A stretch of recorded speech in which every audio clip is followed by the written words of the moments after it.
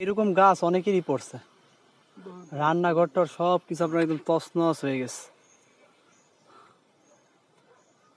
আজকে দুপুরে কি খাবার দাবারের কি ব্যবস্থা করবেন? না রান্না বাড়া হইব না?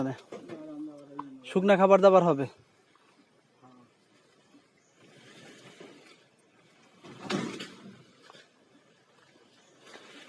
বন্যায় বিভিন্ন গাছ টাছ পইরা একবারে নানাস্থানি অবস্থা হয়ে গেছে।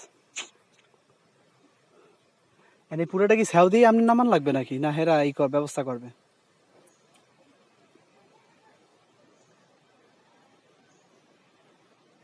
এই একটা ছাউ দিলে মাঝখান দিয়ে একটা ছাউ দেবেন, এইটা এই মাথাটা নামাই হালাইবেন, এরপর গোড়া যা আছে এটা আবার ছাউ দিয়া গোড়া হেরা নে, গোড়া হেরা নেলে নে এই মাঝখান দিয়ে আপনার ওর সাই যতটুকু পড়ছে সেইটু ছাউ দিয়া।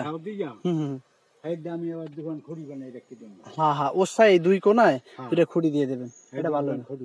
এটা সুন্দর না, ঠিকই আছে। আজ আপনি যুক্তিতেও ঠাইতে পারবে না, বলে তুমি এইটা খুঁড়ি দিয়েছো কেন? কাটবেন কিন্তু কুড়াল আছে মাঝখান থেকে ছাউ দিতে, একটা কুড়াল বা ভালো দা লাগে না? একখান কুড়াল আছে কাকু, ওই বাড়ি মানে একখান কুড়াল আছে, এগুলো দান থাকেন।